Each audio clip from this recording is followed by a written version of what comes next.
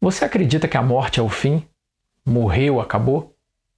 Ou será que não é só o corpo que morreu e o espírito, a alma, são eternos?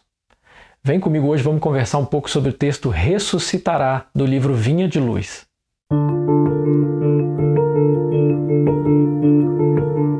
Pois é, hoje um tema um pouco polêmico, né? Porque apesar de hoje o espiritualismo, de uma forma geral, já está bem difundido aí na sociedade, mas a gente ainda tem a predominância de religiões mais dogmáticas que não acreditam em vida após a morte, né? Em plano espiritual, nessa troca que nós temos, né, com o plano espiritual através da mediunidade, por isso tem esse nome, né? Nós mediamos a comunicação entre esse plano, o plano espiritual. Nós somos, como diz no Livro dos Espíritos, nós somos quase que 100% intuídos ou dirigidos pelas presenças espirituais que nos rodeiam.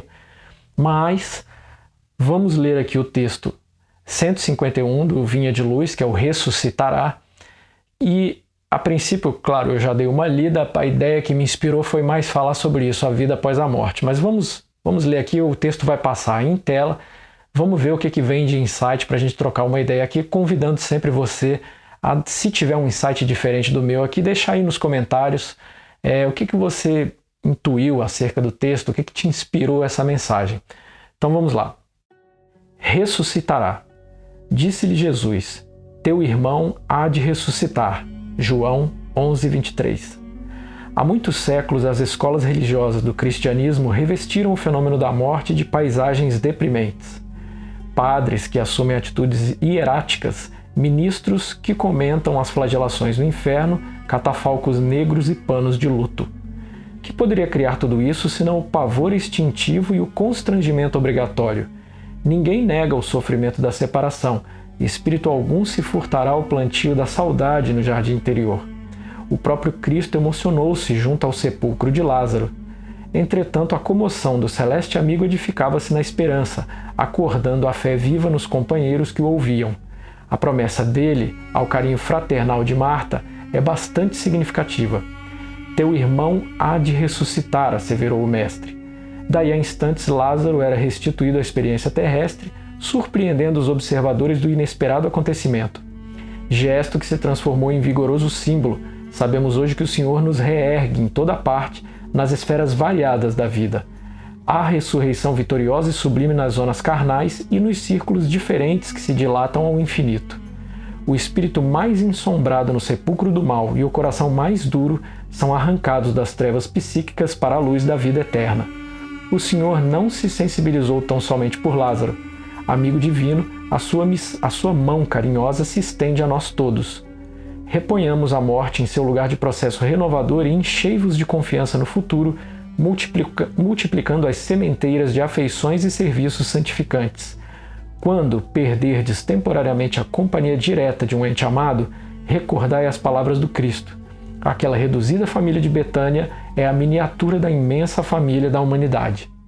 Ou seja, ele não só fala aqui da vida após a morte, né, que é onde eu queria me apegar mais, mas também do processo da ressurreição, citando o exemplo de Lázaro, né, que poderia ser aí feita uma comparação assim, com as várias fases das nossas vidas ou daqueles que a gente conhece, aonde tem aqueles pontos de virada, né? Quer dizer, você atravessou um grande trauma, que pode ser perder alguém, ou você perdeu um emprego e sua vida inteira desmoronou, você perdeu um relacionamento, seja um casamento, a vida desmoronou, ou você está entregue aos vícios, e aquele momento em que Deus consegue penetrar no seu coração e fazer você repensar, você reagir, você ter fé novamente, que aliás fé é outro tema muito polêmico, né? Porque nós estamos numa época de muitas provações, né? Muitas provas, com todos esses fenômenos mundiais que estão acontecendo, fora o convívio entre as pessoas, que está uma coisa cada vez mais difícil, está muita polarização, muita animosidade, então está bem difícil o exercício da fé, mas quando você tem aquela fé e resolve se salvar, e então é considerado uma ressurreição, né? Você resolve dar uma chance à mudança, se regenerar por completo, tomar novos hábitos, agir de uma forma diferente e mudar a sua vida. e aí você abre seus caminhos e consegue abrir também as portas para o concurso dos espíritos superiores virem te auxiliar nesse processo.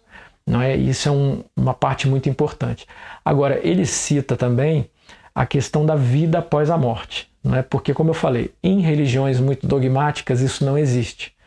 Né? O catolicismo, por exemplo, eu acho que crê que após a morte tem o juízo final, toda aquela coisa, mas eles não admitem a existência de espíritos, né? A existência de uma continuação da vida. Quando, na verdade, o espiritismo ou espiritualismo, de uma forma geral, ele crê que a vida é eterna, né? Quer dizer, o que nós então entendemos como Deus cria a alma e uma vez criada a alma é eterna, ela não morre, mas não desaparece mais. Então ela, munida do perispírito, que é um envoltório que dá forma ao corpo material, a alma mais perispírito se torna um espírito e esse espírito ele vem encarnar nas esferas materiais para passar experiências para a sua evolução. Então são as provas, depois que teve as primeiras encarnações, nas próximas aí já vem as expiações, que são consequências das suas encarnações anteriores, mas fato é que a vida é eterna. Então, como diria até a Lu Gamache gosta de dizer isso, que é uma espiritualista também aqui do YouTube, que é: você não tem vidas passadas, você tem corpos passados. Por quê? Porque a tua vida verdadeira é a vida do seu espírito, da sua alma. E ela é eterna, você tem uma vida só. Então, você tem, na verdade, corpos, né? Você hoje está João, amanhã você está Maria, amanhã você está Paulo. Você não é. Você é o seu espírito. E aí ele cita, né, um caso que é muito comum na sociedade, quando a gente perde alguém que a gente acha que é o fim, que não vai ver a pessoa nunca mais, que não vai conviver mais com ela, quando na verdade de repente você já vem convivendo com aquela alma já em várias encarnações, né? Depende do enredo, do que tem para ser resolvido, da sua ligação, né, com a sua conexão com aquela alma, né? E é claro, como ele diz ali, quer dizer, é claro que existe a dor, né? A gente tem quem nos vê sendo espiritualistas ou espíritas pensa que só porque a gente crê em vida após a morte, ou seja, sabe que vai encontrar aquela pessoa de novo um dia, pensa que não dói, que a gente não padece, que a gente não esmorece diante do sofrimento de um luto, mas sofre muito, até porque assim, quando eu vou encontrar essa pessoa de novo? Pode demorar muito tempo. Primeiro a própria encarnação, que pode durar 80, 90 anos, só isso já é bastante tempo.